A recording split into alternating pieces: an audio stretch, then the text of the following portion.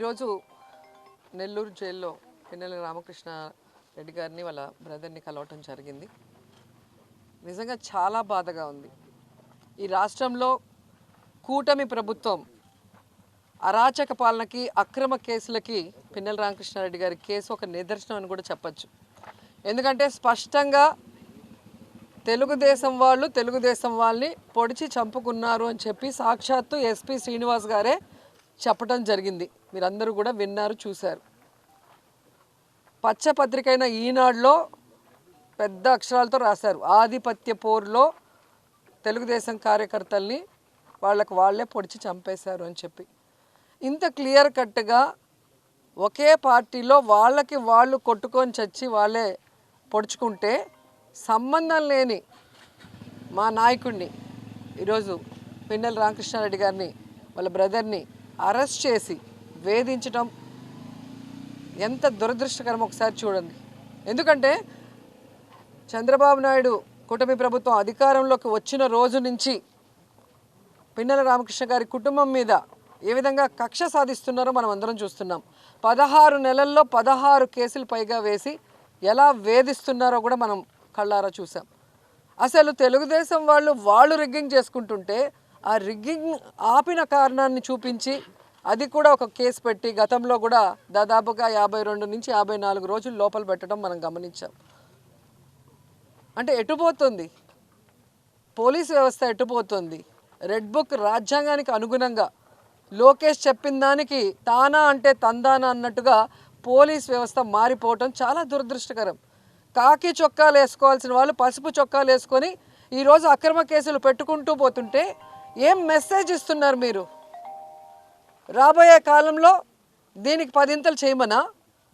పాలిటిక్స్ని భ్రష్టు పట్టిస్తున్నారు. ఎవరైతే ఈరోజు తప్పుడు కేసులు పెట్టి పిన్నెల రామకృష్ణారెడ్డి గారి కుటుంబం మీద లోపల పెట్టి వేధిస్తున్నారో వాళ్ళకి సూటిగా చెప్తున్నాం. ఏదో ఈరోజు మీ పని అయిపోయిందని సంకలు గుద్దుకుంటున్నారేమో. ఇంతవరకు మా నాయకుడు జగన్మోహన్ రెడ్డి గారు చెప్పినట్టుగా ఎవరి జోలికి మేము వెళ్ళలేదు. ఏ పార్టీ అయినా, ఏ కులమైనా, పేదవాడు అర్హుడైతే అన్ని సంక్షేమ పథకాలు ఇచ్చాం, అభివృద్ధి చేశాం. ఎవరి మీద ఒక తప్పుడు కేసు పెట్టకుండా ముందుకు వెళ్ళాం. కానీ ఈరోజు మీరు చేస్తున్నది చాలా తప్పు. దీనికి 10 ఇంతలు మీరు అనుభవించడానికి రెడీగా ఉండండి అని కూడా హెచ్చరిస్తున్నాం. ఎందుకంటే ఈరోజు కోర్టు ఇచ్చింది పిన్నెల రామకృష్ణారెడ్డి గారికి స్పెషల్గా బెడ్డు, భోజనము, ఆయనకి ఇవ్వాల్సినవి ఏమున్నాయో కోర్టు చెప్పిన తర్వాత కూడా లోపల కూడా అవి ఇవ్వకుండా, టిఫిన్ పెట్టకుండా, భోజనం పెట్టకుండా మానసికంగా కూడా ఆ మనిషిని వేధించడం ఎంతవరకు కరెక్టు? చెయ్యని తప్పుకి కేసు పెట్టి లోపల పెట్టారు. లోపల పెట్టిన తర్వాత ఈరోజు కోర్టు ఇచ్చిన ఆర్డర్ని బేఖాతరు చేస్తూ భోజనం కూడా పెట్టడం లేదంటే మీరు ఏం ఉద్దేశంతో చేస్తున్నారో చెప్పాలి. లోపల ఉన్న ఆఫీసర్లు కానీ పైన ఉన్న ఆఫీసర్లు ఒకరి మీద ఒకరు చెప్పుకుంటూ తప్పించుకుంటున్నారు. రేపు ఈ ఆఫీసర్లందరూ ఇక్కడే పనిచేయాలి. రేపు మీ పరిస్థితి ఏంటో ఒకసారి చూడండి. ఎందుకంటే ఆఫీసర్లు అన్న వాళ్ళు రూల్స్కి కట్టుబడి పనిచేయాలి. అంతేగాని లోకేష్కి, చంద్రబాబు నాయుడుకి భజన బ్యాచ్ లాగా పనిచేయకూడదు. ఈరోజు రాష్ట్రంలో మీరు చూస్తే ఆడపిల్లల్ని వేధించేది తెలుగుదేశం వాళ్ళు, ఆడపిల్లల్ని రేపులు చేసి చంపేది తెలుగుదేశం పార్టీ వాళ్ళు, గంజాయి డ్రగ్స్ ముఠాల్ని నడిపించేది తెలుగుదేశం పార్టీ వాళ్ళు, అక్రమంగా ఈరోజు బెల్ట్ షాపులు మద్యాన్ని ప్రవహింపజేసేది తెలుగుదేశం పార్టీ వాళ్ళు, ఇల్లీగల్గా ఇసుక నమ్మేది తెలుగుదేశం పార్టీ వాళ్ళు. చేసే తప్పులన్నీ తెలుగుదేశం వాళ్ళు చేస్తుంటే వాళ్ళని పట్టుకోవడం ఆపేసి, వాళ్ళ మీద కేసులు పెట్టడం ఆపేసి ఈరోజు తెలుగుదేశం పార్టీ వాళ్ళు మాకు వీడు నచ్చలేదు, వీడి మీద కేసు పెట్టు, వీడు నచ్చలేదు, వీడి మీద కేసు పెట్టు, లేదా వీడు పవర్ఫుల్, వీడి ఊర్లోంచి బయటకు పోవాలి. వాళ్ళు రాసిచ్చిన పేర్ల మీద మీరు తప్పుడు కేసులు పెట్టుకుంటూ ఈరోజు అక్రమంగా అరెస్టులు చేసి లోపల పెడితే భయపడి పారిపోతామా?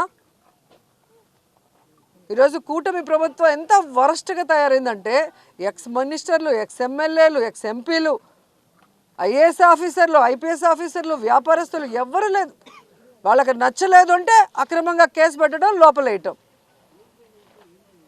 ఇలా తెలుగుదేశం పార్టీ చెప్పినట్టు ఈరోజు చేస్తున్నారు. కాబట్టి పోలీస్ వ్యవస్థ ఎంత దిగజారిపోయిందో మొన్న కేంద్రం ఇచ్చిన ర్యాంకింగ్లో మీరే చూశారు. 36th ప్లేస్కి వచ్చింది.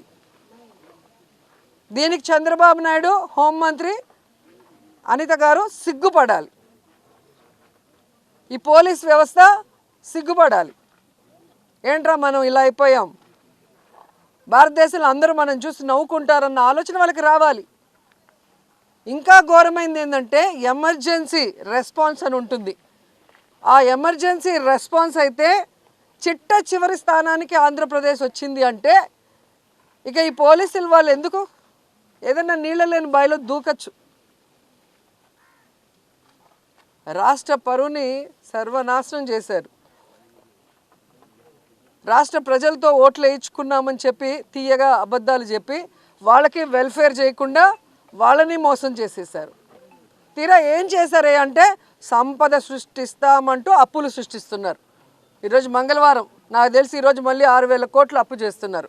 సో ఈ రోజుతో కలిపి 3 లక్షల కోట్ల పైగా అప్పులు చేసావు. ఏమిచ్చావు? జనాలకు చెప్పిన వెల్ఫేర్ ఏమైనా చేస్తున్నావా? జగన్మోహన్ గారు ఇచ్చింది ప్రతిదీ ఇస్తూ ఎక్స్ట్రాగా చేస్తాను సూపర్ 6 అన్నావు. జగన్ గారు ఇచ్చింది మొత్తం తీసేసావు. నువ్వు ఇచ్చిన సూపర్ 6లో ఏం చేసావు? మరి ఈ డబ్బులంతా ఎక్కడికి పోతున్నాయి?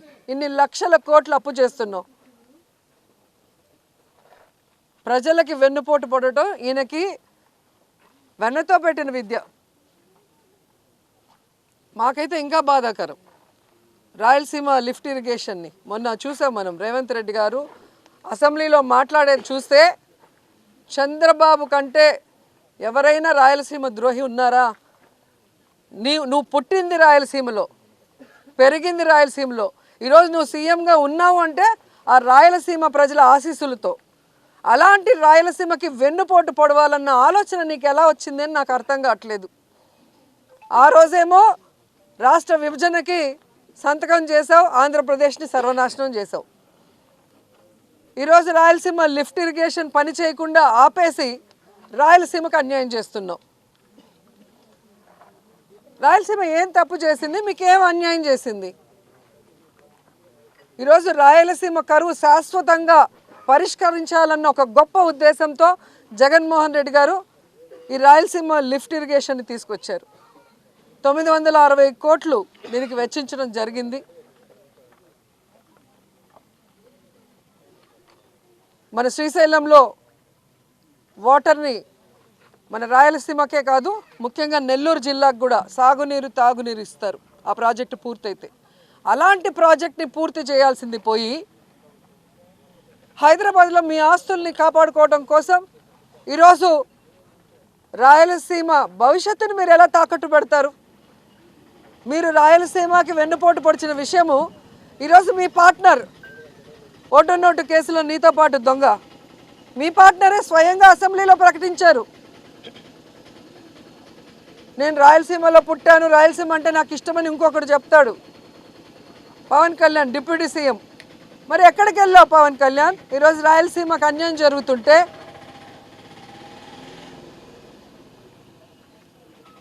ఈరోజు రాయలసీమకు వెన్నుపోటు పోస్తుంటే చంద్రబాబు నాయుడు గారు ప్రశ్నించకుండా కత్తందిస్తున్నావా? దీనికోసమైనా నువ్వు పార్టీ పెట్టింది? దీనికోసమైనా నువ్వు కూటమిలో చేరింది? దీనికోసమైనా చంద్రబాబు నాయుడిని గెలిపించింది?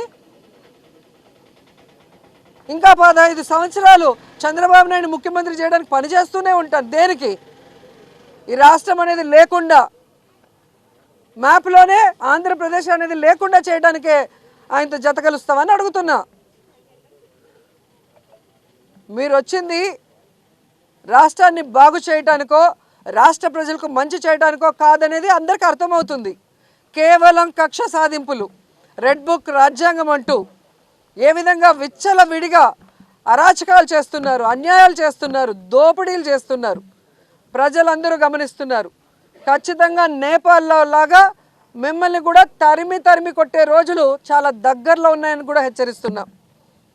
అండ్ నిన్న మొన్న చూశాను నేను భోగాపురం ఎయిర్పోర్ట్ గురించి. సిగ్గు లేకుండా సెంట్రల్ మినిస్టర్ రామ్మోహన్ రావు గారు, అచ్చెన్నాయుడు వీళ్ళందరూ కూడా చంద్రబాబు నాయుడు కృషి చేశాడంట.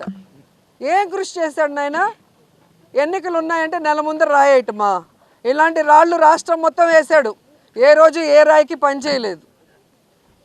జగన్మోహన్ రెడ్డి అక్కడికి వెళ్ళి ల్యాండ్ అక్విజిషన్ చేయటం కానీ, అక్కడున్న రైతులకి కాంపన్సేషన్ ఇచ్చి పునరావాసం కల్పించడం దగ్గర నుంచి దానికి అమౌంట్ని కేటాయించి దాన్ని శరవేగంగా పనులు చేయించడం అనేది అందరూ గమనిస్తున్న విషయం. అండ్ సాక్షాత్తు జిఎంఆర్ హెడ్ మల్లికార్జున్ గారే చెప్పారు కదా, ఆ రోజుల్లో వైఎస్ఆర్ గారి చేతుల మీదుగా శంషాబాద్ ఎయిర్పోర్ట్ కట్టాను, ఈరోజు ఆయన కొడుకుల చేతి మీదుగా భోగాపురం ఎయిర్పోర్ట్ కడుతున్నా, నాకు చాలా హ్యాపీగా ఉంది అని. ఇంత స్పష్టంగా వాళ్ళు పబ్లిక్గా మీటింగ్స్లో చెప్పిన దాన్ని ప్రజలు వినలేదనుకున్నారా, చూడలేదనుకున్నారా, లేదా మతిమరుపులు ప్రజలకు అనుకున్నారా? సిగ్గు లేకుండా అబద్ధాన్ని చెప్తున్నారు. ఇదే రామ్మోహన్ గారిని నేను సూటిగా ప్రశ్నిస్తున్నా, మీకు దమ్ము ధైర్యం ఉంటే ఆల్రెడీ చంద్రబాబు నాయుడు అదే సమయంలో నెల్లూరులోను కుప్పంలో కూడా ఎయిర్పోర్ట్ కడతానని రాయేశాడు కదా, మరి భోగాపురం కట్టగలిగిన వాళ్ళు ఎందుకు ఇవి కట్టలేకపోయారు? మీ అబద్ధాలు నమ్మటానికి ఎవ్వరు లేరు. మీరు నిరూపించుకోవాలి అంటే ఈ నెల్లూరులో ఎయిర్పోర్టు, కుప్పంలో ఎయిర్పోర్టు మీ చంద్రబాబు నాయుడు స్టోన్ వేశాడు కదా 2019లో, దాన్ని పూర్తి చేసి చూపించండి. ఈ రామ్మోహన్ రావు కేవలం మైకుల ముందు మాట్లాడటానికి తప్ప పనిచేయడానికి పనికిరాడు అని నేషనల్ మీడియానే ఏ విధంగా గడ్డి పెట్టిందో మీరు చూశారు. మొత్తం దేశంలోనే మన రాష్ట్ర పరువుని ఈ మంత్రి గారు ఎలా తీశారో అందరూ చూశారు. ఇంకా సిగ్గు లేకుండా ఆయన అబద్ధాలు మాట్లాడుకుంటుంటే ఇలాంటి వాళ్ళని ఏం చేయాలో అర్థం కావట్లేదు. నాకు తెలిసి విదేశాల్లో అయితే ఇలా తప్పుడు వాగ్దానాలు చేసే వాళ్ళని, అబద్ధపు మేనిఫెస్టోలు ఇచ్చే వాళ్ళని, ప్రజల్ని మోసం చేసే వాళ్ళని ఎత్తి లోపలేస్తారు జైల్లో. ఇక్కడ వ్యవస్థల్ని మేనేజ్ చేసుకోవటం, ప్రజల్ని మోసం చేయటం, వెన్నుపోటు పోవటం వీళ్ళకి అలవాటైంది. కానీ ప్రజలు ఇంకా సహించే పరిస్థితిలో లేరు. మొన్న ఈ మధ్య మీరు చూశారు కదా, మెడికల్ కాలేజ్ ప్రైవేటీకరణ విషయంలో కానీ, రైతుల విషయంలో కానీ ప్రజలంతా రోడ్డు మీదకి వచ్చి ఈ కూటమి ప్రభుత్వం మీద ఎంత కోపంగా ఉన్నారు, ఎంత ఆవేశంగా ఉన్నారో కళ్ళారో చూశారు. కాబట్టి ఇంకా ఇలాంటి అక్రమ కేసులు పెట్టుకుంటూ మా నాయకుల్ని ఇబ్బంది పెట్టాలి, అలాగే రాయలసీమకి, ఆంధ్రాకి, ఉత్తరాంధ్రకి అన్యాయం చేయాలని ప్రాంతీయ అసమానతల్ని కల్పిస్తూ వాళ్ళకి గొడవలు పెట్టాలనుకుంటే మాత్రం వీళ్ళని తరిమి కొట్టేది ఖాయం. అండ్ పిన్నెల్లి రామకృష్ణ గారి కుటుంబానికి వైఎస్ఆర్సీపీలో జగనన్న నుంచి మేమందరం కూడా పార్టీ మొత్తం ఆయన వెనకున్నాం, ఆయనకు అండగా ఉన్నాం. పార్టీ పెట్టక ముందు నుంచి అన్నతో నడిచిన వ్యక్తి, పార్టీ కమిట్మెంట్ ఉన్న వ్యక్తి. అలాంటి మంచి వ్యక్తిని తప్పుడు కేసు పెట్టి లోపల పెట్టడం మీరు చేసిన పెద్ద తప్పు. ఇప్పటికైనా సరిదిద్దుకోండి, లేదంటే దీనికి 100 రెట్లు మీరు అనుభవించాల్సి వస్తుందని కూడా హెచ్చరిస్తున్నాం.